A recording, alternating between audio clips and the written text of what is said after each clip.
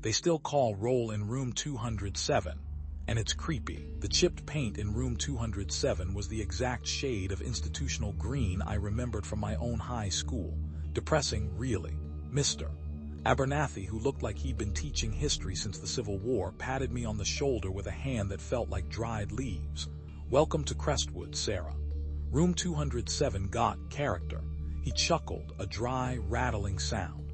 "Just don't let the character get to you." He didn't elaborate, just handed me a stack of textbooks older than I was and shuffled off to his own classroom, leaving me to face the ghosts of history literally and figuratively. I'd soon learn. That first week was a blur of names and faces. Principal Thompson, a woman whose smile never quite reached her eyes, kept emphasizing the importance of maintaining a positive learning environment. Ms. Davies, the English teacher, offered me a sympathetic smile and a warning about the questionable cafeteria food. Mr. Rodriguez, the math teacher, seemed permanently stressed. Coach Johnson, perpetually red-faced, just grunted. Crestwood High, my new home. The classroom itself was unsettling.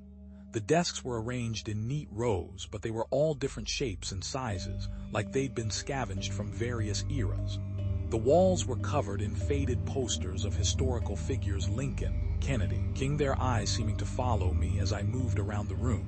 And there was the smell, a musty, almost sweet odor that clung to everything, like old paper and dust mixed with something else.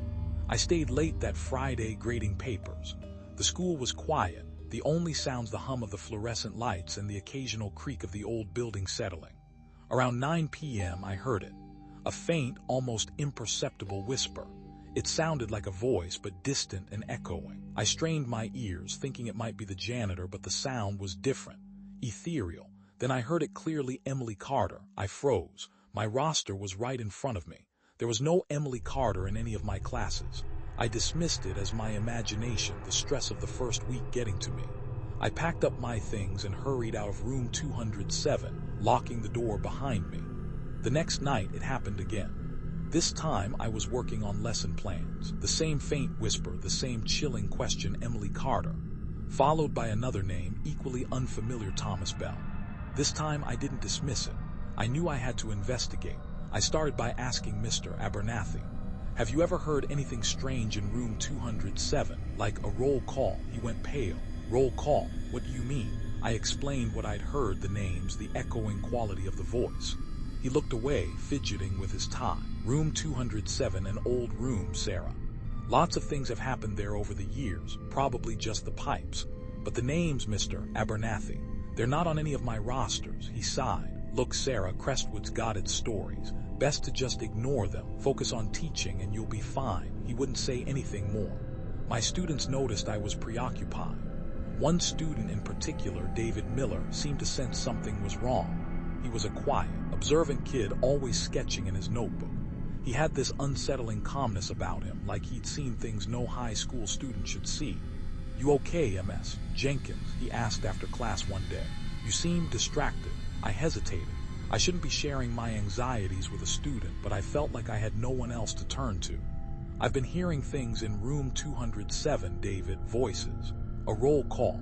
His eyes widened slightly, but he didn't seem surprised. "What names do you hear?"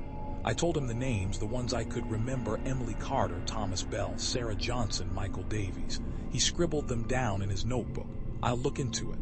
The next day he came to me with a stack of old yearbooks. "I found these in the library archives. Take a look."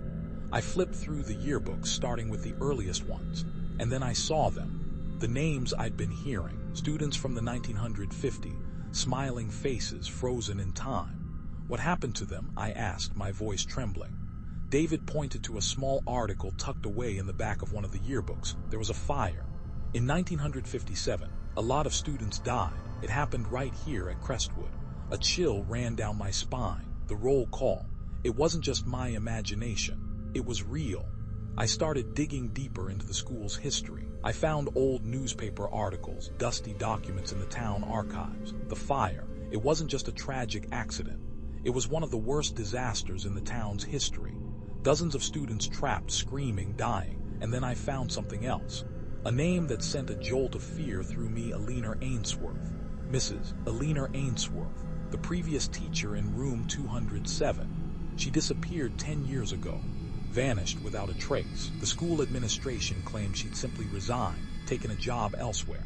But there were rumors, whispers in the hallways, stories of her obsession with the school's history, her late-night research in the library, her strange, almost manic behavior in the weeks leading up to her disappearance.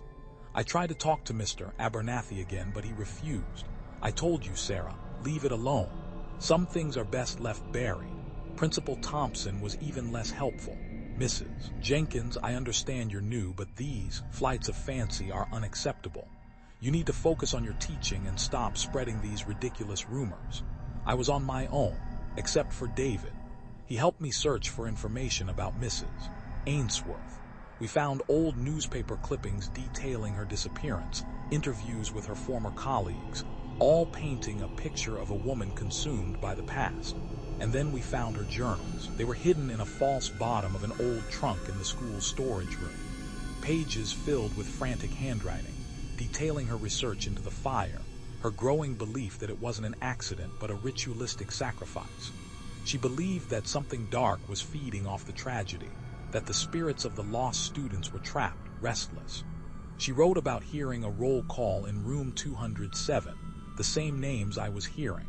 She believed it was a summons, a call to feed the entity that caused the fire. The last entry was chilling. "I think it knows I'm here. I can feel it watching me. I have to stop it before it takes another victim."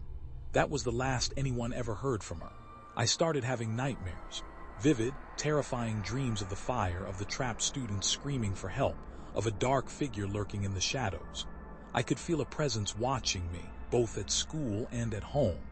The roll call became more frequent, more insistent. I knew I had to do something. I couldn't let what happened to Mrs. Ainsworth happen to me. I couldn't let whatever was causing the roll call hurt my students. I told David my plan. We were going to stay at school on the anniversary of the fire, midnight. We were going to confront whatever was haunting room 207. He didn't hesitate. "I'm with you, Ms. Jenkins." That night the school was eerily quiet. We met in room 207, armed with Mrs. Ainsworth's notes, her research, and a makeshift counter ritual we'd pieced together from her journals. As the clock struck midnight, the temperature in the room dropped. The lights flickered. The roll call began, louder than ever before, a chorus of ghostly voices echoing through the classroom. The classroom transformed. Shadows danced on the walls. Whispers filled the air, seeming to come from everywhere. I felt a wave of nausea, a sense of overwhelming dread. I had a vision. I saw the fire, the flames engulfing the school, the terrified faces of the trapped students. And then I saw a figure, cloaked in darkness, chanting, performing a ritual. I realized what Mrs. Ainsworth had meant. The fire wasn't an accident, it was a sacrifice. And the entity that caused it was still here, feeding off the pain and suffering of the lost souls. Mrs. Ainsworth had tried to appease it, to banish it, but she'd failed. She'd become another victim, another name on the roll call. I started the counter ritual, chanting the words from Mrs. Ainsworth's notes, trying to focus my will to banish the entity, but it resisted. The roll call grew louder, more insistent. The shadows deepened. Then David spoke. He began reciting the names of the students who had died in the fire, not as a roll call, but as a lament. He spoke of their lives, their dreams, their lost potential. His voice resonated with a surprising power. The roll call faltered. Shadows receded slightly. The entity manifested before us, a terrifying amalgamation of the lost students and Mrs. Ainsworth, their faces contorted in pain and rage. It lunged at us, its icy grip reaching for our souls. I focused all my energy, all my fear, all my grief, and channeled it into the counter ritual. The words came faster, stronger. The entity recoiled. David continued to recite the names, his voice unwavering. He knew the names, their stories, their connection to the town. He was grounding us, anchoring us to reality. The struggle was intense, a battle of wills against a force of pure darkness. But slowly, gradually, we gained the upper hand. The entity weakened. The roll call faded. Finally, with a piercing scream, the entity vanished. The classroom returned to normal. The lights stopped flickering. The shadows disappeared. The only sound was our ragged breathing. We had done it. We had banished it, or so we thought. Principal Thompson arrived, alerted by the school's alarm system. She dismissed the events as a power surge, a mass hallucination. Mr. Abernathy appeared, looking relieved but still wary. He offered me a cryptic warning about the cyclical nature of evil, about the importance of remembering the past. Life at Crestwood High slowly returned to normal, but I was forever changed. I continued teaching, but with a heightened awareness of the school's dark history. David became a close friend, a confidant. We were both haunted by what we had witnessed. One day, months later, I was working late in room 207, grading papers. The school was quiet. The only sound was the hum of the fluorescent lights. Then I heard it, a faint whisper, not a roll call, just one name, a name I recognized. Jessica Brown. Jessica Brown was one of my students, a bright, cheerful girl. My blood ran cold. I looked at the roster for next year's classes. A new student had been assigned to room 207. Her name was Sarah Ainsworth.